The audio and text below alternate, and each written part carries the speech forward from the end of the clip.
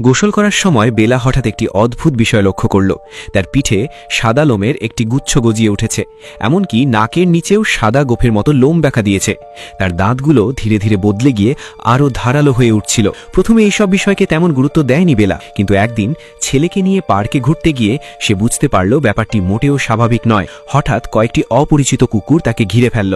তাদের আচরণ ছিল যেন তারা নিজেদের পছন্দের সঙ্গী খুঁজে পেয়েছে। আশ্চর্যের বিষয়, কুকুরকে অপছন্দ করা বেলার মনেও তখন এক অদ্ভুত আকর্ষণ জেগে উঠল। সে নিজের ছেলেকে নিয়ে দৌড়ে কুকুরগুলোর পেছনে ছুটতে শুরু করল। অনেকক্ষণ দৌড়ানোর পর ক্লান্ত হয়ে মাটিতে লুটিয়ে পড়ল।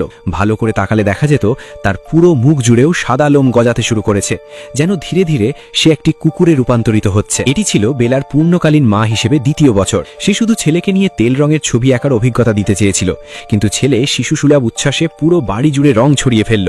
রান্নাঘর রঙে রঙিন করে দেওয়ার পর সে আবার দৌড়ে ঘরে চলে গেল।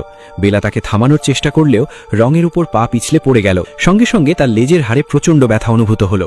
বাথরুমে গিয়ে পরীক্ষা করে সে আতঙ্কিত হয়ে দেখল লেজের হাড়ের কাছে বড় একটি ফোড়া হয়েছে। ব্যথা সহ্য করে সে সূচ দিয়ে ফোড়াটি ফাটালো, কিন্তু এরপর যা দেখল তা তাকে ভয়ে জমিয়ে দিল। ফোড়ার ভেতর থেকে বেরিয়ে এলো এক গাদা সাদা লোম। শুধু তাই নয়, তার ঘ্রাণ শক্তিও অস্বাভাবিকভাবে তীক্ষ্ণ হয়ে উঠেছিল। একটি রুটির গন্ধ শুকেই সে তার সব উপাদান বলে দিতে পারত।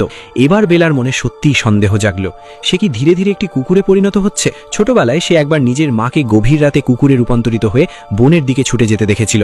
তাহলে কি সেই অদ্ভুত জিন তার মধ্যেও উত্তরাধিকার সূত্রে এসেছে? সেদিন রাতে ঘুমানোর সময় হঠাৎ বাইরের কুকুরের ডাক শুনে তার ঘুম ভেঙে যায়। বাড়ির বাইরে বেরিয়ে সে দেখে পার্কের সেই কুকুরগুলো তার দরজার সামনে শান্তভাবে বসে আছে, যেন তার অপেক্ষায়। অজান্তেই বেলার চোখে আবারও আকাঙ্ক্ষার ছাপ ফুটে উঠল, কিন্তু কিছুক্ষণ পর সে অস্বস্তি অনুভব করল।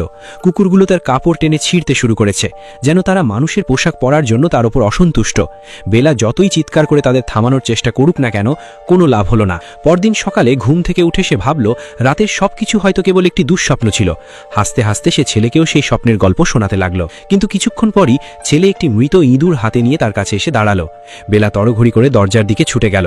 দেখল দরজার সামনে কয়েক ডজন প্রাণীর মৃতদেহ স্তূপ হয়ে পড়ে আছে।